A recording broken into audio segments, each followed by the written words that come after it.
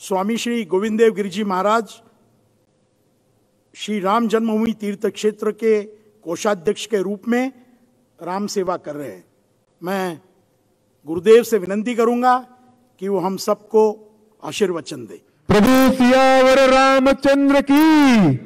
दोन हात वर करून जरा जोरदार घोषणा होत्या। प्रभु सियावर रामचंद्र की। जय श्री राम, जय जय श्री राम। या ठिकाणी 1 लाख रुपये राम मंदिर निधी संकलनासाठी दिल्याबद्दल नगरसेविका वृषालीताई चौधरी यांना पहिलं पुस्तक अयोध्येवरचं चंद्रकांत दादा आणि गोविंदगिरीजी महाराजांच्या हस्ते आपण भेट देत आहोत।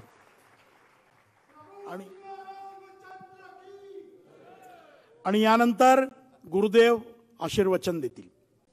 वर्णानाम अर्थसंघानाम रसानां छंदसामपि मंगलानां च कर्तारौ वंदे वाणी विनायकौ। नमामि सद्गुरुं शांतं सच्चिदानंद विग्रहं पूर्ण ब्रह्म परानंदम ईशम आळंदी वल्लभम। प्रपन्न पारिजाताय तोत्रवेत्रैक पाणये ज्ञानमुद्राय कृष्णाय गीतामृत दुहे नमः। माधुर्य रसकल्लोलां शिवशक्त्यैक रूपिणीं अमृतानुभवार्थाय वंदे ज्ञानेश नंदिनीं। आपदामपहर्तारं दातारं सर्वसंपदां लोकाभिरामं श्रीरामं भूयो भूयो नमाम्यहम्।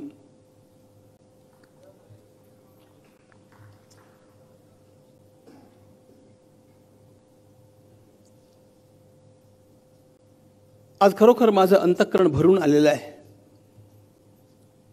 इतक्या मोठ्या संख्येत आपण उपस्थित आहात आणि या राष्ट्रावरती प्रेम करणारी सगळी मातब्बर मंडळी, लोकनेतृत्व करणारी व्यासपीठावरती उपस्थित आहे। या सर्वांच्या साक्षीनं भगवान पंढरीनाथाच्या कृपेनं आज श्री माधवराव भांडारी यांनी लिहिलेलं आणि माझे मित्र श्री माधवराव जोशी यांनी प्रकाशित केलेलं अयोध्या हे पुस्तक प्रकाशित झाल्याची मी घोषणा करतो।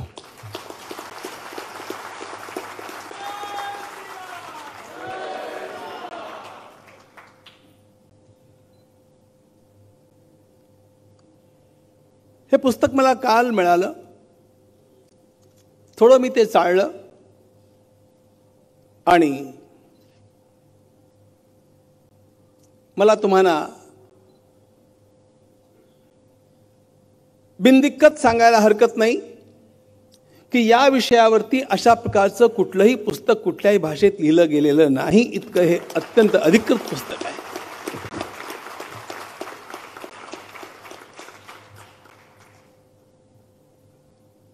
ज्ञानेश्वर माऊलींनी मला अयोध्येला पाठवलंच आहे ऑन प्रमोशन, सेवा करण्याकरता, आणि त्यामुळे अयोध्या या विषयाचा आणि या सगळ्या आंदोलनाचा, त्याच्या मागच्या इतिहासाचाही मी मिळेल तिथनं अभ्यास करत गेलोय। पण या सगळ्या अभ्यासाचं संकलन केलं तरी सुद्धा हे पुस्तक नाही होत। लक्षात ठेवा, हे पुस्तक त्याही पेक्षा अधिक काहीतरी सांगून जात आहे।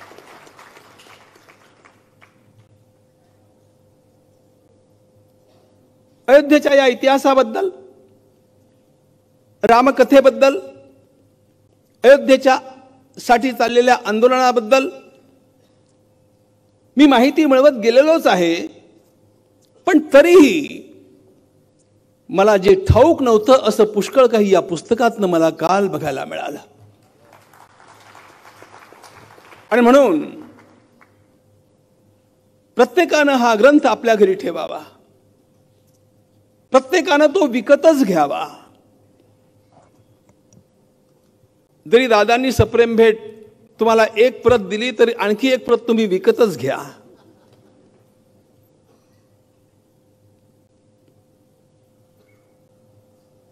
याचं कारण असं आहे,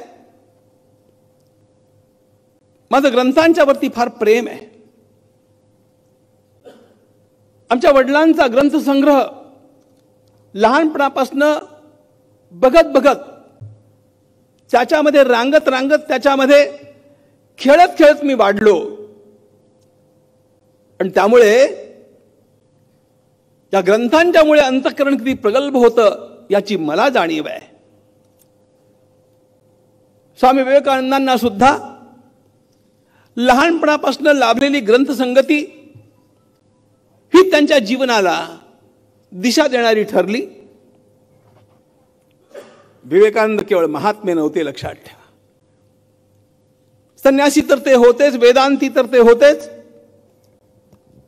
पण त्यांचं सर्वात मोठं वैशिष्ट्य होतं त्यांच्यासारखं इतिहासाचं ज्ञान कुणालाही नव्हतं. आणि म्हणून परदेशातनं जेव्हा हिंदू धर्मावरती आक्षेप घेणारे लोक पोटात गोळा उठल्यामुळे उभे राहिले आणि त्यांना प्रश्न विचारू लागले, स्वामीजींनी धडाधड सांगितलं, तुम्ही मला शिकवू नका, तुमच्या देशाचा इतिहास मला ठाऊक आहे. तुम्ही लोकांच्यावरती किती अत्याचार केला त्याची यादी बघा. तुम्ही लोक भारताला काय शिकवणार? प्रत्येकाला चुप बसावं लागे. याचं कारण स्वामीजींचा जागतिक इतिहासाचा अभ्यास हे होता. आपल्या घरामध्ये हा ग्रंथ असला, आपण तो किती वाचाल किती चाळाल, तो चाळावा तो वाचावा, अज्ञमन्न बघावा, त्यातनं तुम्हाला ठाऊक नसलेल्या अनेक गोष्टी कळतील. या ग्रंथात तर साध्यंत माहिती आहेच आहे, पण या ग्रंथाच्या परिशिष्टांच्या मधनं दिलेली माहिती फार महत्वाची आहे. ते तर तुम्हाला कळेल, पण सर्वात महत्वाची गोष्ट जी मला सांगायची होती ती ही की आपल्या घरामध्ये असलेला हा ग्रंथ आपल्या बालकांना प्रेरणा देईल. तुमच्या मुलांची मनं घडतील. छत्रपती शिवाजी महाराज कसे घडले. छोटासा शिवबा जिजामातोश्रींचं बोट धरून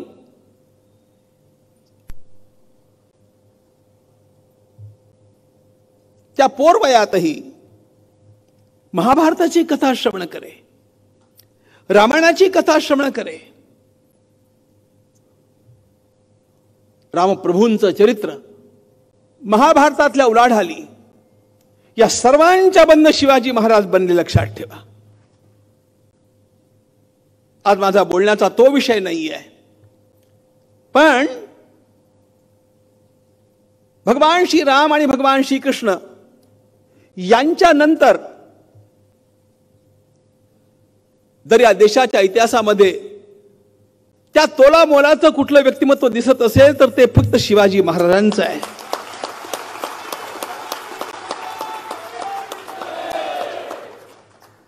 आणि ते त्या चिंतनात न घडलेलं आहे.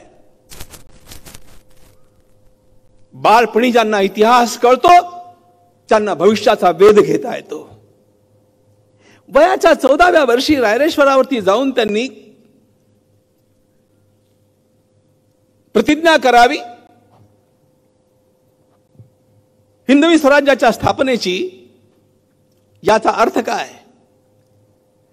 आपली 14 वर्षाची कार्टी काय करतात बघा. 50 वर्षाच्या पप्पूकडे बघण्याची आवश्यकता नाहीये.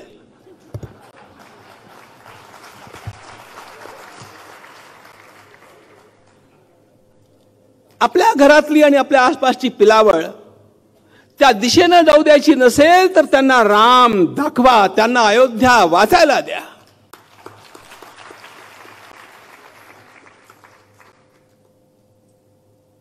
अयोध्येचं राम मंदिर हे केवळ राम मंदिर नाही आहे. असे तो हिमाचल या देशामध्ये आणि आजकाल परदेशातही आपणाला असंख्य राम मंदिरं दिसतात. सगळीच मंदिरं आदरणीय आहेत, सर्वांच्याबद्दल आपल्या मनामध्ये श्रद्धा आहे, तरी पण अयोध्येचं राम मंदिर हे सर्वात वेगळं आहे. भगवान रामरायाच्या विग्रहाची पूजा आपण कुठेही करावी, ती करण्यासारखीच आहे. पण रामरायाचा जन्म ज्या ठिकाणी झाला ती जन्मभूमी तर एकच आहे. म्हणून अयोध्येच्या राम जन्मभूमीवरती निर्माण होणारं हे मंदिर हे सामान्य मंदिर नसणार. ते भव्य किती असेल त्याला सीमा आहेत. राम मंदिराच्या भव्यत्वाला सीमा असेल लक्षात ठेवा, पण त्याच्या दिव्यत्वाला सीमा नाहीये. ते अतिदिव्य असणार आहे. त्याच्यासारखं दिव्य या जगाच्या पाठीवरती काहीच नसणार आहे. त्या दिव्यत्वाची प्रचिती दोन गोष्टीतनं आपणाला येते. पहिली गोष्ट तर 1528 या वर्षी त्या मंदिराचा विध्वंस मीरबाकीनं केला. त्या वेळेपासून चाललेला हा जो संघर्ष आहे, हा रोमांचक संघर्ष आहे. आपल्या डोळ्यातनं स्फुल्लिंग यावीत की आसवांच्या धारा लागाव्यात असा प्रश्न पाडणारा हा संघर्ष आहे. सुखासुखी मंदिर लोकांनी तोडू दिलं नाही. या देशात रामावरती इतकं अलोट प्रेम आहे, तो विध्वंस होत असतानाही 19 वेळा युद्ध झाली. त्या ठिकाणी बनलेल्या त्या इमारतीवरती कधीच मनोरा बांधू दिला नाही. मशिदींना मनोरा अनिवार्य असतो. अयोध्येच्या त्या इमारतीला, त्या ढाच्याला मनोरा नव्हता, तो बांधू दिला गेला नाही. आणि त्यावेळेपासून आत्तापर्यंत झालेली युद्ध, 30 वर्षापूर्वीपर्यंत झालेली युद्ध ही 79 युद्ध होती. 3 लाखापेक्षा लोकांनी आपलं बलिदान त्या ठिकाणी केलं. नागा साधूंनी आपल्या टोळीनं केलं, संन्याशांनी केलं, बैराग्यांनी केलं, क्षत्रियांनी केलं, सर्व जातीतल्या लोकांनी केलं. झाशीच्या राणीचा वारसा सांगणाऱ्या माझ्या भगिनींना मला हे पण सांगायला आनंद होतोय की जयराज कुमारी नावाच्या एका राणीनं 3000 महिलांची सेना उभारली आणि त्याच्यावरती आक्रमण केलं, ते मंदिर मुक्त करण्याकरता. सर्व धारा तीर्थी पडल्या. गेल्या 30 वर्षाचा इतिहास तर आपल्या समोरचा आहे. या घटनाक्रमामध्येही कोठारी बंधूंसारख्या एका कुटुंबातल्या 2-2 भावांनी आपलं बलिदान त्या ठिकाणी करावं. एक भाऊ मारला जातोय, दुसरा मागे पळू शकला असता, तो पळाला नाही.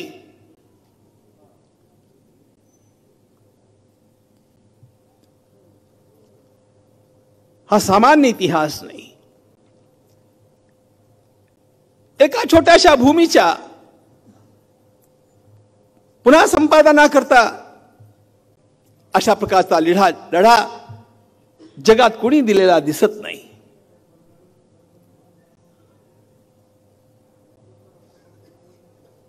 ही तर एक मोठी प्रेरणा आहे. हा प्रेरणेचा प्रवाह आहेच, पण ज्या रामाकरता, ज्या रामावरच्या अलोट श्रद्धेमुळे हे सगळं घडलं,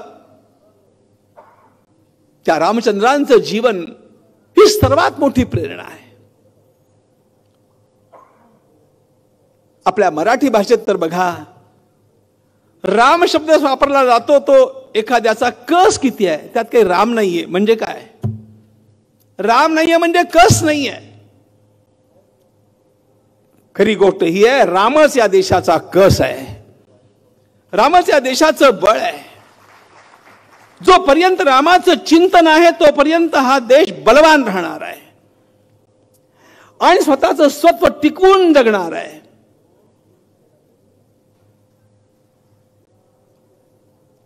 झालेलं आक्रमण हे केवळ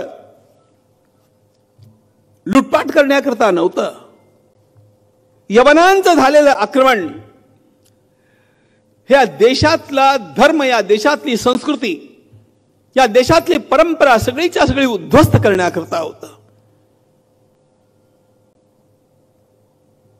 म्हणून तर मंदिरांना उद्ध्वस्त करणं, लोकांची सरसकट कत्तल करणं,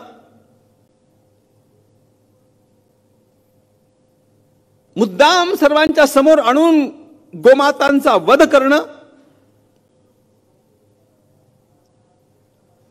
महिलांचं अपहरण करणं, या सगळ्या प्रकारांनी इथल्या सगळ्या संस्कृतीला उखडून टाकण्याचा हा प्रयत्न होता.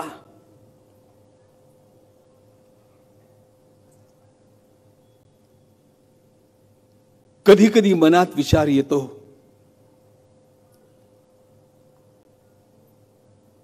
दोन साम्राज्य झाली नसती तर या देशाचं काय झालं असतं.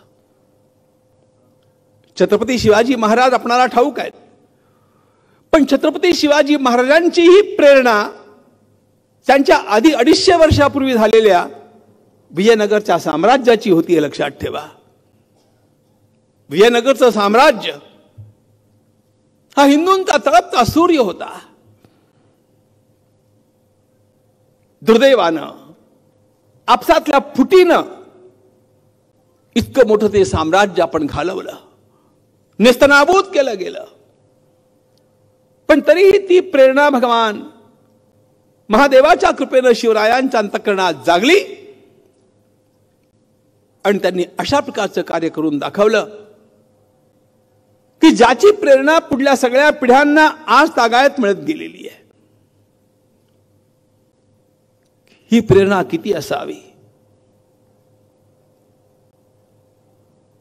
छत्रपती अजून तरी आपणाला कळले आहेत की नाही हा प्रश्नच आहे बरं का.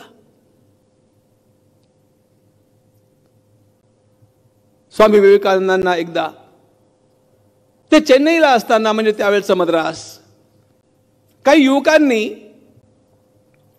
इतिहासाचा विषय निघाला म्हणून छत्रपतींच्या बद्दल विदेशी लोकांनी जे काही लिहून ठेवलेलं आहे त्याप्रमाणे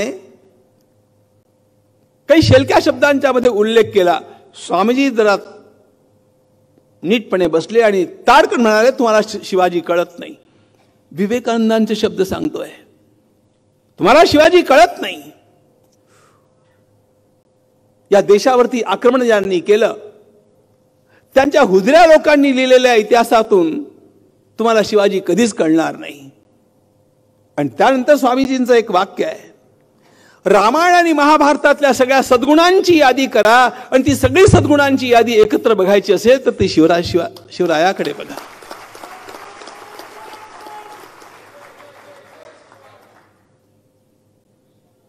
छत्रपतींची ही प्रेरणा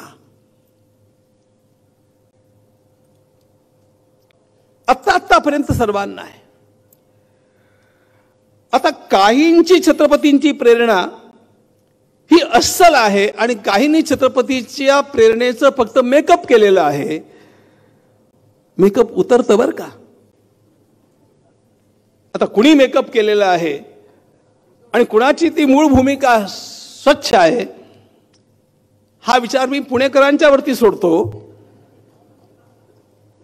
पण छत्रपतींची ही भूमिका, छत्रपतींची ही प्रेरणा, ज्यांच्यामध्ये जाज्वल्य आहे अशा स्वातंत्र्यवीरांचं एक वाक्य मला आठवतं.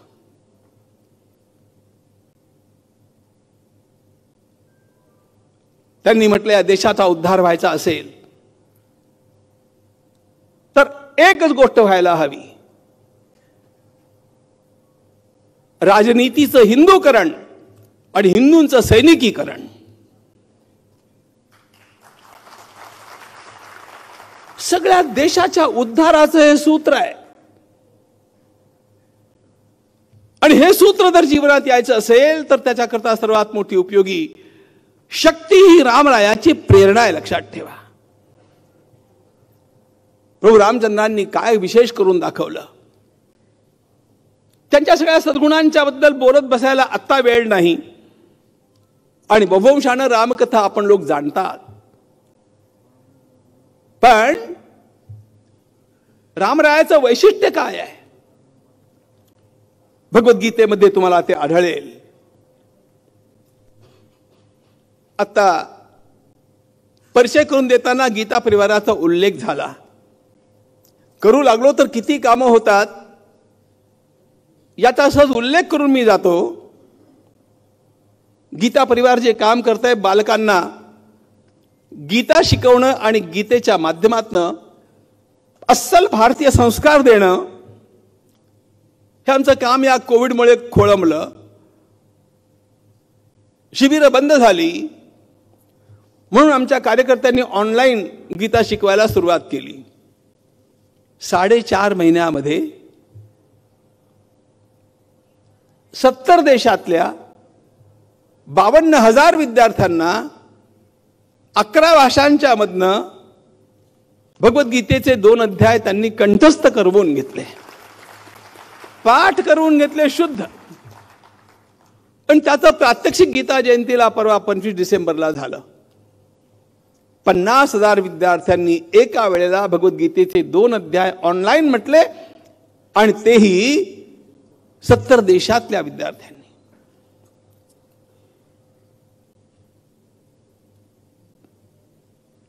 पुढल्या पिढीला किती ग्रहण करावं असं वाटतं हे लक्षात घ्या. त्यांना वाटतं की आपण शिकावं, कोणतरी चांगलं आपल्याला शिकवावं. पण ते केव्हा घडेल? जेव्हा घरामध्ये हे अयोध्यासारखी पुस्तकं आपण नेऊन ठेवाल तेव्हा ते घडेल. भगवद्गीतेचा उल्लेख आला म्हणून मी ही माहिती दिली. भगवद्गीतेमध्ये भगवान रामचंद्रांचं एकच वैशिष्ट्य सांगितलेलं आहे, रामशस्त्रभृतामहम. 10व्या अध्यायामध्ये भगवंतानं विभूती योग सांगताना सांगितलं, शस्त्रधारी लोकांच्या मध्ये भगवान श्रीराम मी आहे. हे नेमकं वैशिष्ट्य आहे.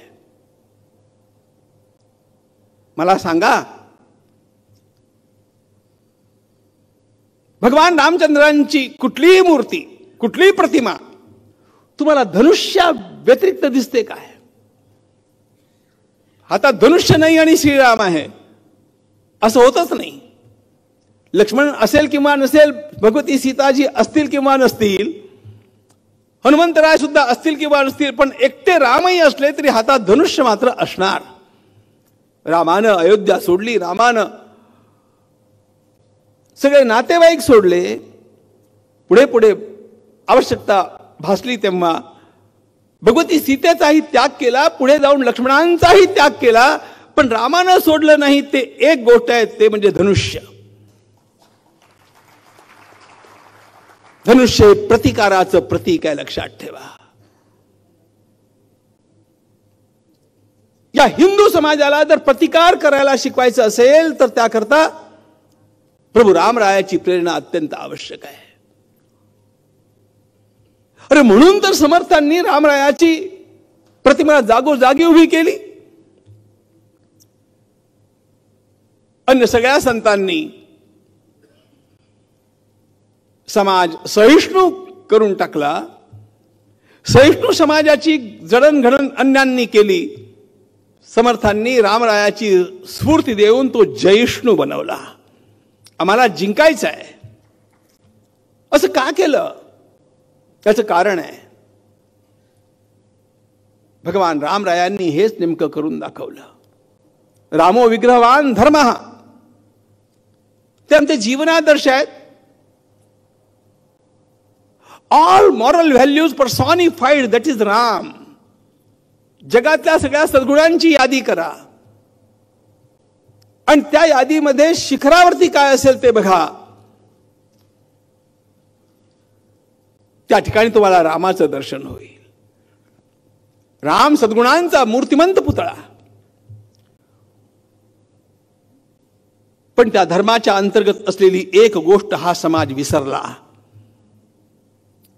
रामच नेमका का हे सांगितलं पाहिजे. महाभारतामध्ये यक्षाने एक प्रश्न विचारला धर्मराजाला. तसे 100 प्रश्न आहेत, सगळे फार महत्वाचे आहेत. त्यातला एक प्रश्न आहे, धर्मराज हे सांग, सगळ्या धर्माचं सार कुठल्या एका शब्दात येतं? किंस्विद एक पदम धर्म्यम. आमच्या देशात महाभारताचं चिंतन करण्याची पद्धतच संपली. म्हणून मी स्वतः अख्ख्या देशात महाभारताची कथा करणारा मी एकटाच आहे. आणि मी 1999 मध्ये आरंभ केली. दिल्लीच्या लाल किल्ल्याच्या मैदानावरती पहिली माझी कथा झाली. आणि त्या कथेमध्ये मी एक गोष्ट सांगितली होती, या देशाला महाभारताची आवश्यकता आहे, कारण महाभारत हा विजयाचा ग्रंथ आहे. हा देश पुरुषार्थी बनवायचा असेल तर महाभारताला पर्याय नाही. कारण महाभारताच्या विचारांच्या मध्ये तेज आहे.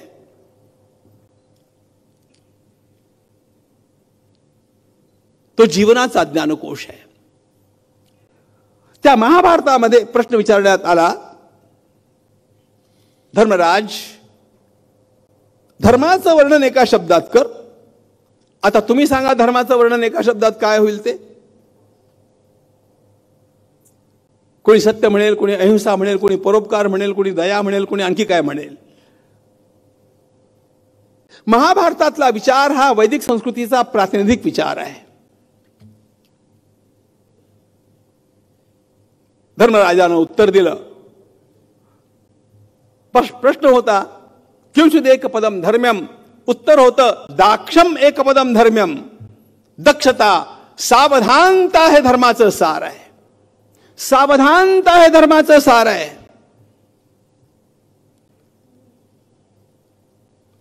हजार वर्षात या देशाला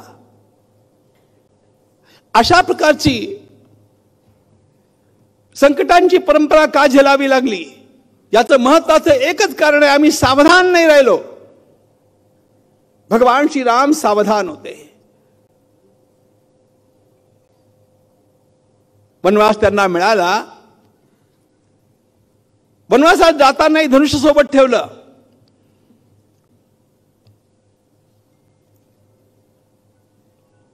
मध्ये एका ठिकाणी भगवती सीता आणि श्रीराम या दोघांचा वाद आहे. तो वाल्मिकी रामायणात तुम्हाला वाचायला मिळेल. मी रामकथा सांगण्याकरता उभा नाहीये. पण भगवती सीतेनं विचारलं, धनुष्य कशाला आणलं? तुम्हाला तपस्वी वेशात यायला सांगितलं होतं. कुठल्या तपस्व्याकडे धनुष्य असतं? भगवंतानं उत्तर देण्याचा प्रयत्न केला.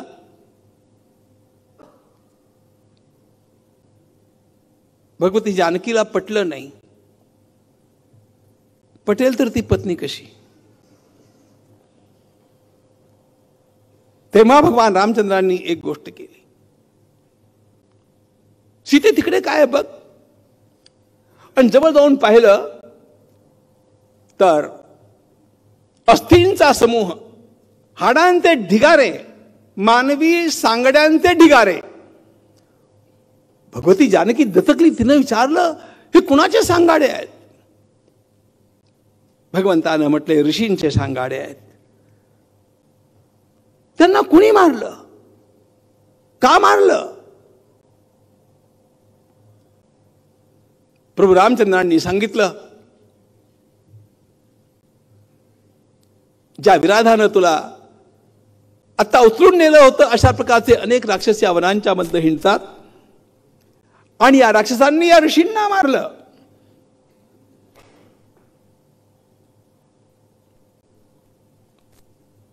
मरत गेले, प्राण जात गेले, प्रतिकार करत नव्हते.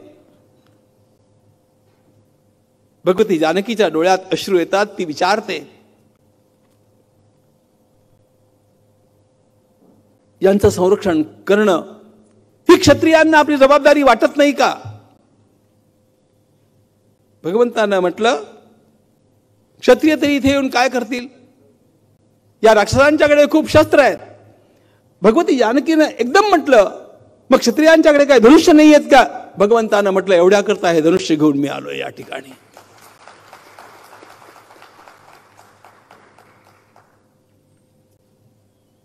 प्रत्येकाच्या तपाचं साधन वेगळं असतं. क्षत्रियांच्या तपाचं साधन धनुष्य हे आहे. प्रतिकार करता आला पाहिजे.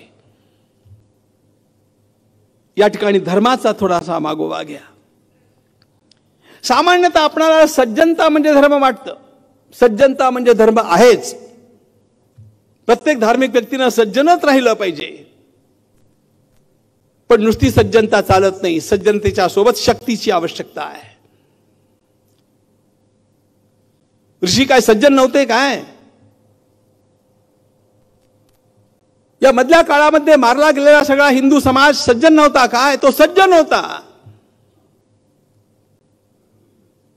पण या तर तो शक्तिहीन झाला होता किंवा तो सावधान नव्हता, गाफील होता. आजही आपला समाज गाफील आहे. सर्व धर्म समभावाचं तुंतुणं वाजवणारा प्रत्येक मनुष्य तुम्हाला फसवतो हे लक्षात ठेवा. आमच्या पुढल्या पिढ्यांना असंच वाटतं, तुमच्यातल्याही पुष्कळांना असं वाटत असेल की सगळे धर्म सारखेच आहेत, जसं आपण धार्मिक आहोत तसे ते धर्म. अरे या देशातल्या ह्या सगळ्या हिंदू राजांना असंच वाटलं की आपलं एक मंदिर असतं तर त्यांचंही पण काही प्रार्थनास्थळ असावं. पण त्यांना काय ठाऊक की अनाक्रमक धर्म आणि आक्रमक धर्म यांच्यातलं अंतर काय आहे. आम्ही कधी कोणाच्या बाटवाबाटवीचा प्रयत्न केला नाही. या देशानं कधी दुसऱ्यांच्यावरती आक्रमण केलं नाही. पण आलेला हा लोंढा असा नव्हता. हा आम्हाला आमच्या मर्जीप्रमाणे उपासना करू देण्याला तयार नव्हता.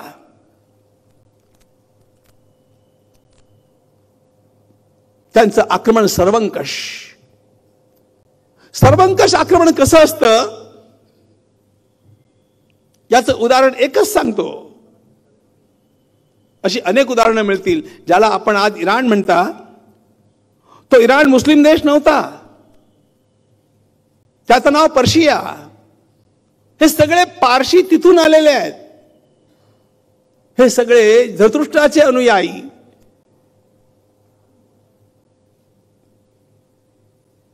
पण या सर्वांना या तर धर्मांतरित करण्यात आलं, या मारून टाकण्यात आलं.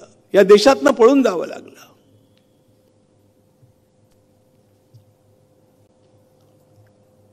आक्रमक धर्माची पावलं ओळखा. आणि ती ओळखता तर नाही आली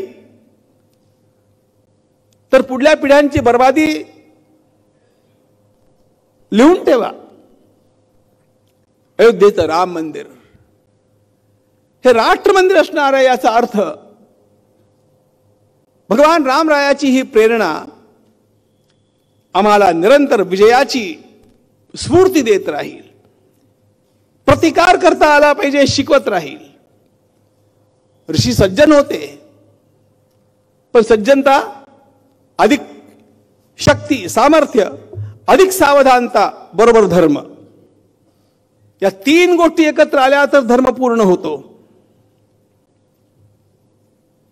आम्ही धर्माचं आचरण केलं नाही असं नाही, पण आम्हाला आमच्या शास्त्रांनी शिकवलेला धर्म कळला नाही, तो अपूर्ण कळला.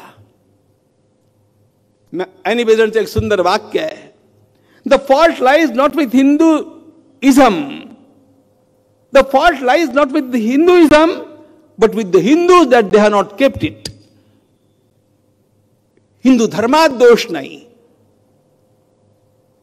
त्यांनी तो पूर्ण नीट सांगितलेला आहे, पण तो नीट कळून न घेणं आणि त्याचं तसं आचरण न करणं हा आपला दोष.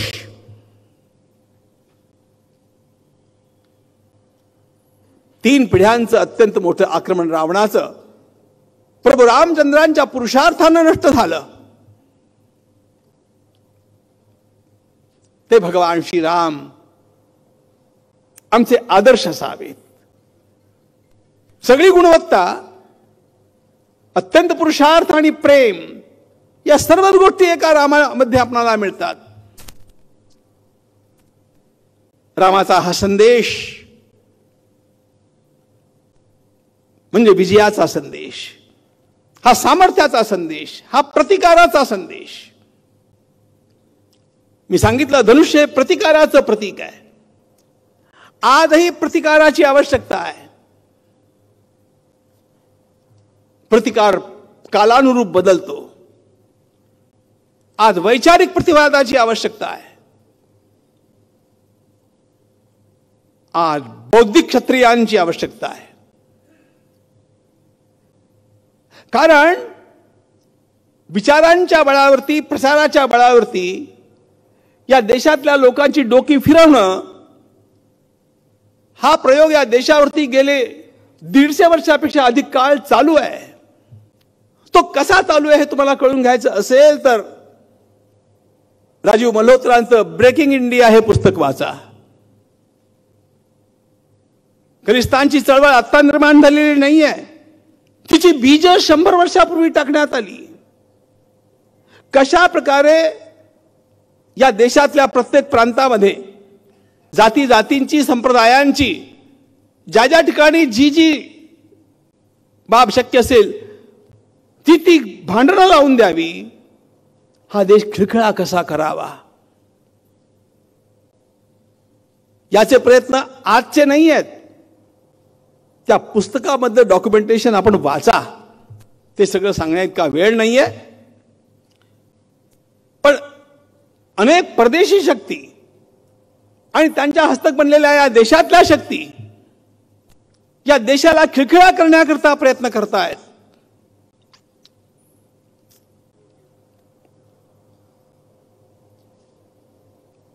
आपली तुकडे तुकडे गँग, आमचे दिल्लीतले बसलेले ल्युटियन्स आणि त्यांचे पुण्यातले असलेले त्यांच्या पाणपोईचे पाणी पिणारे आता फारसे शिल्लक नाही आहेत. कारण पुणे आता बदललंय.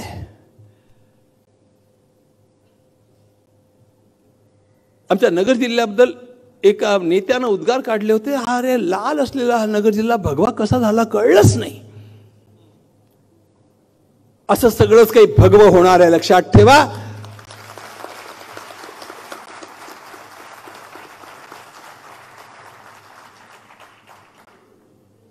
पण ते होणार आहे कार्यकर्त्यांच्या परिश्रमानं. कार्यकर्ते जो घाम गाळतायत, जे रक्त सांडतायत, त्याच्या बळावरती हे घडणार आहे. आम्ही कुणाच्या देणग्यावरती वाढलो नाही आणि आम्ही कुणाचे मिंदे नाही. जे करू ते आमच्या अस्सल कार्यशैलीच्या आणि कार्यकर्त्यांच्या बळावरती करू आणि हे घडेल. अरे हे घडत गेलं म्हणून तर 5 ऑगस्टचा तो दिवस उगवला. मी तुम्हाला एक गमतीची गोष्ट सांगतो. हे सगळं ठरल्यानंतर मला PM ऑफिसमधनं निरोप आला की 2 मुहूर्त पाठवा. मी 2 मुहूर्त पाठवले, 29 जुलै आणि 5 ऑगस्ट. पहिला क्रमांक 5 ऑगस्टला, दुसरा 29 जुलैला. 2 पैकी एक पंतप्रधानांना निवडायचा होता. आमचे पंतप्रधान फार हुशार. त्यांनी 29 जुलैला राफेल आणलं आणि 5 ऑगस्टला राम मंदिराचं शिलापूजन केलं. राम यावा तो सामर्थ्यासह यावा. सामर्थ्यच नसेल तर काय राम आहे तुझ्यात, असंच होतं ना.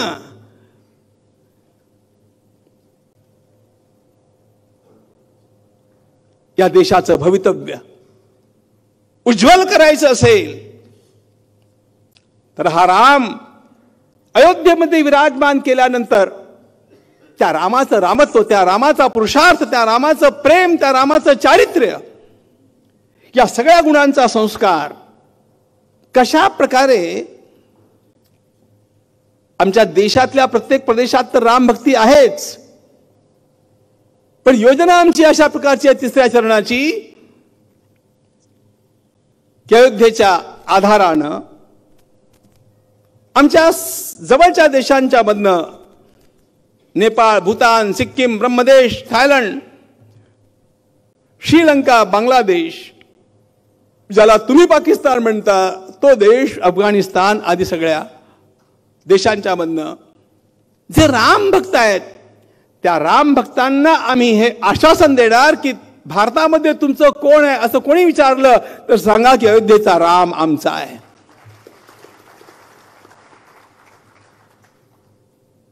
त्यांच्या मुलांना दरवर्षी अयोध्येला बोलावणार, ठराविक मुलांना आळीपाळीनं. या मुलांनी अयोध्येमध्ये यावं, देशाचीही यात्रा करावी, त्याही देशातल्या लोकांना भारत कळावा. इथून त्यांनी स्फूर्ती घेऊन जावं आणि भारताशी असलेले आपले संबंध दृढ व्हावेत. ज्याप्रमाणे ईशान्य भारतातल्या बालकांना आम्ही आमच्या घरात आणून ठेवलं आणि त्याच्यातनं आपोआप ईशान्य भारत बदलला की नाही बोला. तसं याही देशांच्या मधल्या पुढल्या पिढ्यांच्या मधनं हे रामत्व जागृत करणं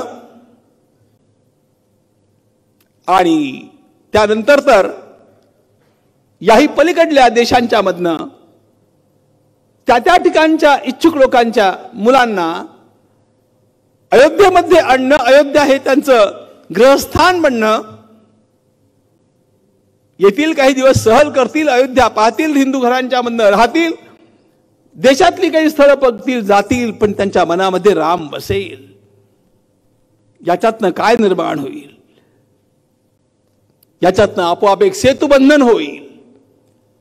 जगातल्या सगळ्या ठिकाणच्या राम भक्तांचं सेतुबंधन करणं